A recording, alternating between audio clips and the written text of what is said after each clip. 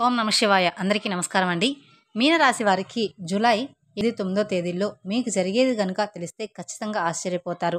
అదృష్టం అనేది మీ తలుపు తట్టబోతుంది. మీరు ఎన్ని పనిలో ఉన్నా సరే ఒక్క 10 నిమిషాలు ఈ వీడియో కనుక ఓపికగా వినడం వల్ల మీకు విలువైనటువంటి సమాచారం మీకు దక్కుతుందనమాట. ఒక 10 నిమిషాలు ఈ వీడియో వినండి. అదృష్టం ఉంటేనే ఈ వీడియో మీకు కంటపడుతుంది. అంతకన్నా అదృష్టం ఉంటేనే వీడియోని మీరు పూర్తిగా వినగలుగుతారు. ఎందుకంటే అసలు ఈ 3 రోజుల్లో మీకు ఏం జరగబోతుంది ఏంటి అన్నటువంటి గొప్ప విషయాలు ఈ వీడియోలో చక్కగా ఉంటాయి. మీనరాశి అనేది రాశి చక్రంలో 12వ రాశి. మీరు చాలా అదృష్టవంతులు. ఎందుకంటే మీ యొక్క జాతకం పరంగానే మీరు అదృష్టవంతులని చెప్పి క్లుప్తంగా చెప్పబడింది. కాబట్టి ఈ రాశి వారు పురుషులు కానీ లేదా స్త్రీలు అవ్వచ్చు, చాలా అంటే చాలా అదృష్టవంతులు. ఎంత అదృష్టం ఉంటేనో మీరు ఈ జన్మలో ఈ రాశిలో పుట్టారు అని చెప్పుకోవచ్చు. మిమ్మల్ని అంటే ఉండేటువంటి ప్రతి దగ్గర కూడా, ప్రతి ప్లేస్లో కూడా ఒక మంచి పాజిటివ్ వాతావరణం అనేది ఉంటుంది. జనానికి మిమ్మల్ని చూసినప్పుడు ఒక ఆనందము, సంతోషము, ఆసక్తి మీ వైపు ఉంటాయి.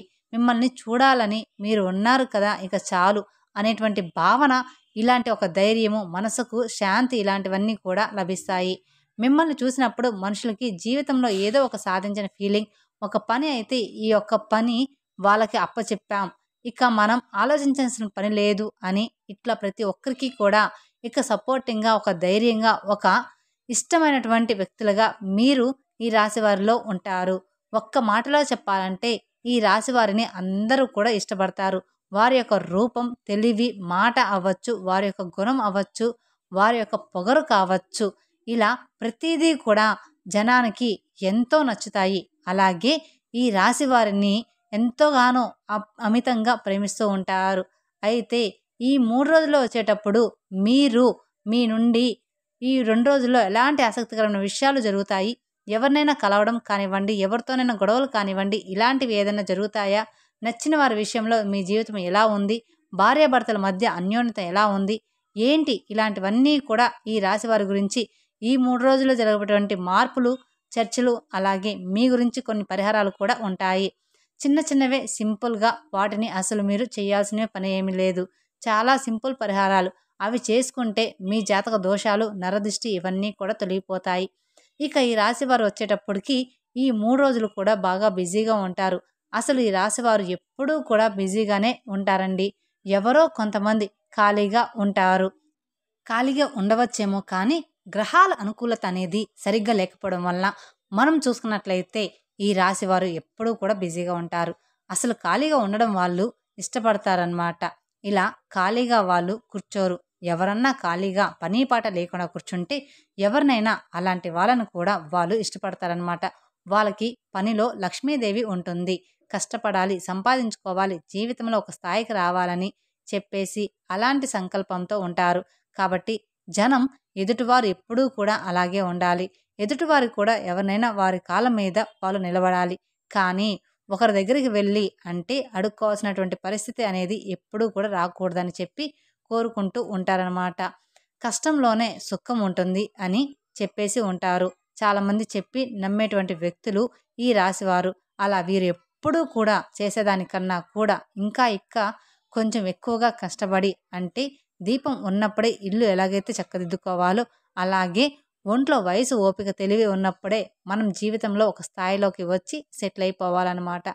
ఇక ఎవ్వరి మీద ఇప్పుడు కానీ లేదా ఇంకెప్పుడు కూడా ఆధారపడరనమాట ఈ రాశి వాళ్ళు. భవిష్యత్తులో కానీ మన కుటుంబానికి మనకంటూ ఎలాంటి బాధ అనేది ఉండకూడదు అని చెప్పేసి అనుకుంటూ ఉంటారు. మామూలుగా అదృష్టవంతులంటే లక్ష్మీదేవి అనుగ్రహం వీరికి పుష్కలంగా ఉంటుంది. వీరు పూజలు కూడా ప్రతిరోజు కూడా చేస్తూ ఉంటారు. అంటే ఉద్యోగానికి వెళ్ళేటప్పుడు కానీ లేదా ఏదైనా వ్యాపారం పని మీద వెళ్ళేటప్పుడు కానీ, వీరు ఇంట్లో అవ్వచ్చు కానీ వ్యాపారం స్థలంలో అవ్వచ్చు, ఖచ్చితంగా దీపారాధన చేసుకొని వీరు ఇంట్లో నుండి వెళ్తారనమాట. దైవాన్ని బాగా నమ్మేటువంటి వ్యక్తులు వీరు. పద్ధతులని, సంప్రదాయాలను బాగా ఇష్టపడేటువంటి వ్యక్తులు. అలానే ఈ రాశివారు వారి యొక్క వ్యక్తిత్వం అనేది ఉంటుందని చెప్పుకోవచ్చు. వీరికి ఎదుటివారు అంటే కోపంగా ఉన్నా, లేకపోతే ఎదుటివారి దగ్గర ఏదన్నా ఒక మాట చెప్పిందే చెప్పడం లేదా బాధలు చెప్పినా ఇలాంటివి ఏంటంటే వీరికి నచ్చదనమాట. అలాంటి మనుషులతో కానీ మాట్లాడడానికి ఇష్టపడరు. వీరు కష్టపడి ఉంటారు కాబట్టి ప్రశాంతంగా మాట్లాడే మనుషులు, ప్రశాంతమైనటువంటి మాటలు ప్రశాంతమైనటువంటి వాతావరణాన్ని ఎక్కువగా ఇష్టపడుతూ ఉంటారన్నమాట. వీరు మధ్యలో కాస్త మైండ్ రిలాక్స్ కోసం కాస్త వీరు బయట సరదాగా ఉండడం, సరదాగా మాట్లాడుకోవడం ఇలాంటివి కూడా చేస్తూ ఉంటారని చెప్పుకోవచ్చు. ఇష్టమైనటువంటి ఆహారాన్ని చాలా ఇష్టంగా తింటూ ఉంటారని చెప్పుకోవచ్చు. అలాగే ఎదుటివారికి ఏదైనా సహాయం చేసే గుణం కూడా వీరిలో చాలా ఉంటుందన్నమాట. అంటే ఎదుటివారు అసలు ఏది చేయకుండా ఖాళీగా ఉండే వారికి వీరు సహాయం చేయడానికి ఇష్టపడరండి. ఎదుటివారు కష్టపడుతున్నారు అంటేనే ఆ కష్టానికి తోడుగా ఇంకాస్త మనం ఒక చెయ్యి అందిస్తే వాళ్ళు పైకి వస్తారు అన్నట్లుగా వీరు ఎదుటివారికి సహాయం చేస్తారు. కాబట్టి వీరు మీ జీవితంలో ఒక స్నేహితుల రూపంలో లేదా ఒక తెలిసిన వాళ్ళ రూపంలో అవ్వచ్చు. ఇట్లా మీకు ఎలా ఉన్నా కూడా వారిని అసలు పొరపాటున కూడా వదులుకోమాకండి. ఎందుకంటే వాళ్ళు సపోర్టింగ్ అనేది మీకు కొన్నాళ్ళ పాటు చాలా అవసరం అనేది ఉంటుందన్నమాట. కాబట్టి ఈ రాశి వారు వారి యొక్క స్నేహము వారితో ఎలాంటి బంధమైనా సరే మీకు చాలా ఉపయోగకరంగా ఉంటుందని చెప్పుకోవచ్చు. ఇక ఈ 3 రోజులు వచ్చేటప్పటికి బాగా బిజీగా ఉంటారండి. ఒకరోజు అయితే ఇంట్లో ఫ్యామిలీతో గడుపుతారు. చక్కగా ఒక పండుగ వాతావరణాన్ని నెలకొంటారనమాట. సంతోషంగా కుటుంబ సభ్యులతో ఉండి ఇష్టమైనవి వండించుకోవడము, తినడము, చక్కగా మంచి బట్టలు వేసుకోవడం, ఫ్యామిలీతో సమయాన్ని స్పెండ్ చేయడం అలాంటివి చేస్తూ ఉంటారనమాట. అలాగే ఫ్యామిలీకి తగ్గట్టుగా అనుకూలంగా నడుచుకోవడము, వారికి ఇష్టమైనవన్నీ తెచ్చిపెట్టడము, వారితో కలిసి మాట్లాడడము, వారిని చూసి సంతోషపడ్డము, ఇలాగ ఫ్యామిలీతో ఒకరోజు సంతోషంగా ఉంటారు. ఎందుకంటే ఫ్యామిలీ ప్రియులుగా ఈ రాశి వారిని మనం చెప్పుకోవచ్చు. ఫ్యామిలీ కోసమే వారు ఎంత కష్టపడినా, ఎంత ఆలోచించినా ఇదంతా కూడా ఫ్యామిలీ గురించే చేస్తూ ఉంటారన్నమాట. అయితే వీరి మనస్తత్వం కూడా మంచిది కాబట్టి బయట కూడా వీరి మీద ఎటువంటి అలాగా ఇలాగా అని చెప్పుకోవడము అనేవి ఉండవన్నమాట. అలాగా ఒకరోజైతే ఇష్టమైన ఆహారం తింటూ చక్కగా వారి నలుగురితో కుటుంబ సభ్యులతో మధ్యలో ఉండి సంతోషంగా ఉంటారన్నమాట. ఇక తర్వాత 2 రోజులు మాత్రం బాగా బిజీగా ఉంటారన్నమాట. బయట వ్యక్తులతోటి ఈ 2 రోజులు వారు చేసే వ్యాపారం లేదా ఉద్యోగం కోసం అవ్వచ్చు, బయట తిరగడం, బిజీగా ఉండడం, డ్రైవింగ్ అనేది తప్పనిసరిగా వీరి లైఫ్‌లో ఉంటుందన్నమాట. డ్రైవింగ్ చేసేటప్పుడు కొంచెం ప్రశాంతంగా అసలు వీరికి ప్రశాంతంగా ఉంటారండి. ఎందుకంటే మిగిలిన వ్యక్తుల్లో మనం చూసినట్లయితే ఎదుటివారిలో ఒక్కొక్కసారి మనలోనైనా సరే కొంచెం కంగారు, టెన్షన్ ఇలాంటివి కనిపిస్తూ ఉంటాయి. కానీ ఈ రాశి వారిలో కంగారు, టెన్షన్స్ అనేవి చాలా తక్కువ ఉంటాయన్నమాట.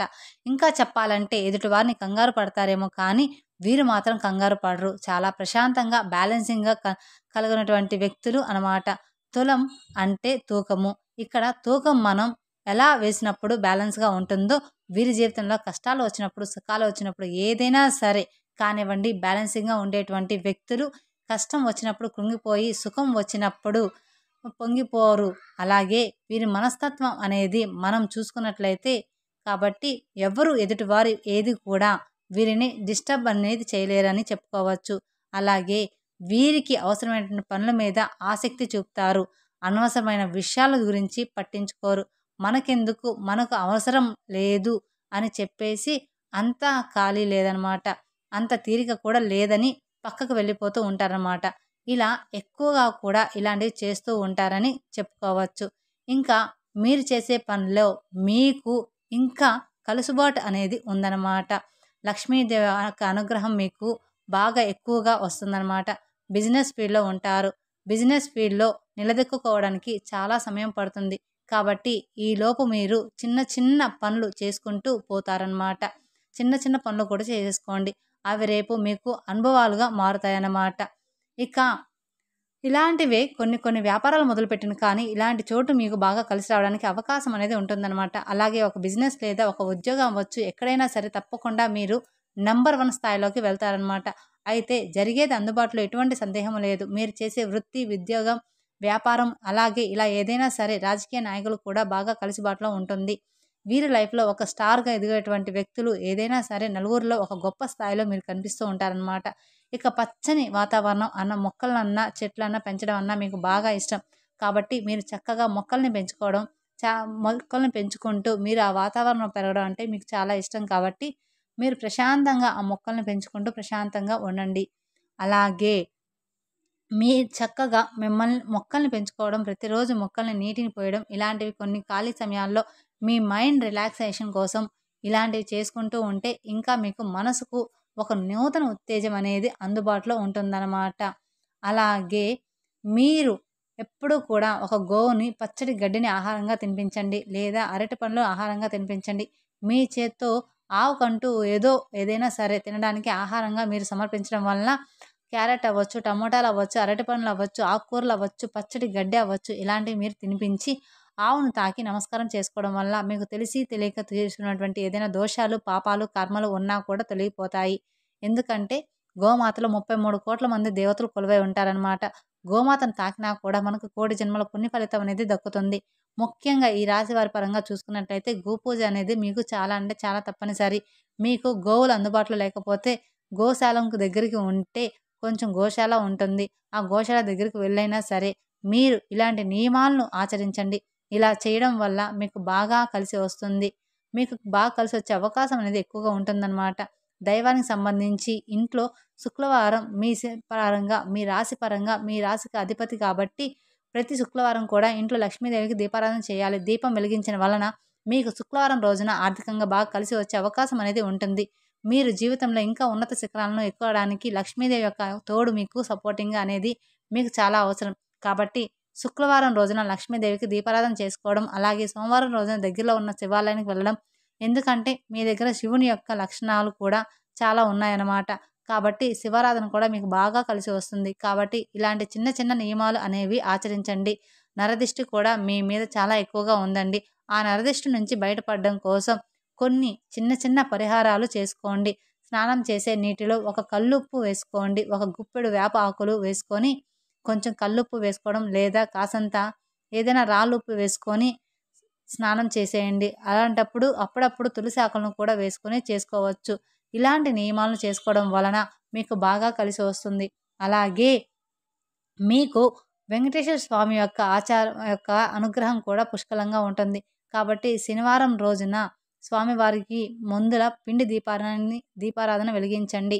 విష్ణుమూర్తి, లక్ష్మీదేవికి అలాగే వెంకటేశ్వర స్వామికి కూడా తులసి మాలలను ధరించండి. తులసి మాలను సమర్పించండి. శివునికి మారేడు దళం మీద దీపం వెలిగించండి. శివునికి ఒక చెంబుడు నీటితో అభిషేకం చేయించండి. అభిషేక ప్రియుడనమాట. విష్ణుమూర్తి అలంకరణ ప్రియుడు. కాబట్టి మీ శక్తికి తగ్గట్లుగా మీరు ఇలా చేసుకున్నట్లయితే ఇక అదృష్టం అనేది మీ సొంతం. మీకు తిరుగు అనేది ఉండదనమాట. ఎంతమంది మీ చుట్టూ కట్టుకొని వచ్చినా కూడా మిమ్మల్ని ఏ రకంగా కూడా డిస్టర్బ్ చేయలేరు. కాబట్టి మీకు చక్కగా ఇలాంటి నియమాలు అనేవి బాగా పనికి వస్తాయన్నమాట. అలాగే మీరు కొన్ని రాసుల వల్ల ఈ రాసుల వారికి కొంచెం కోపం ఎక్కువగా ఉంటుందన్నమాట. అలాగే ఒక్కొక్కసారి ఈ కోపం మీకు ఎంత దారి తీస్తుందో మీకే తెలీదు. మీ భవిష్యత్తుకు బంగారు బాట అవుతుందన్నమాట. చాలా వరకు కూడా ఆలోచించే మాట్లాడతారు. కానీ ఒక్కొక్కసారి అలా కొంచెం ఎక్కువగా కోపం వస్తుంది. కాబట్టి కాస్త ఆ ఒక్కటి కనుక మీరు సరిచేసుకుంటే మీకు ఇంకా బ్రహ్మాండంగా ఉంటుంది. భాగస్వామి విషయంలో సంతోషంగా ఉంటారు. ప్రేమికులకు అనుకూలంగా ఉంటుంది. నచ్చిన వారి చేయిని ఎప్పుడూ కూడా వదిలిపెట్టడానికి పడరన్నమాట. పరిస్థితులు వికటించినప్పుడు తప్ప. అలాగే సంతానం పరంగా కూడా బాగుంటుంది. రాజకీయ నాయకులకి బాగుంటుంది. ఉద్యోగం లేని వారికి ఉద్యోగం ఖచ్చితంగా వస్తుంది. వివాహం కాని వారికి వివాహం ఖచ్చితంగా జరుగుతుంది. వివాహ జీవితం కూడా వీరికి చాలా అంటే చాలా బాగుంటుందన్నమాట. ఇలా అంతా కూడా ఈ 3 రోజుల్లో వీరికి అనుకూలంగా ఉంటుందన్నమాట. ఈ 3 రోజుల్లో అయితే మీరు ఇలా ఎన్నో విచిత్రమైన విషయాలను మీరు చూస్తారన్నమాట. మీకే తెలియకుండానే మీ జీవితం అనేది మలుపు తిరగబోతుంది. తెలుసుకున్నారు కదండి ఈ 3 రోజుల్లో ఈ రాశి వారికి ఎలా ఉండబోతుంది అనేది. ఈ వీడియో కనుక మీకు నచ్చినట్లయితే మరికొందరికి షేర్ చేయండి. అలాగే మొదటిసారి మీరు మా ఛానల్ చూస్తున్నట్లయితే మా ఛానల్ సబ్స్క్రైబ్ చేసుకొని నన్ను సపోర్ట్ చేయండి. Thank you for watching my video. ఓం నమః శివాయ.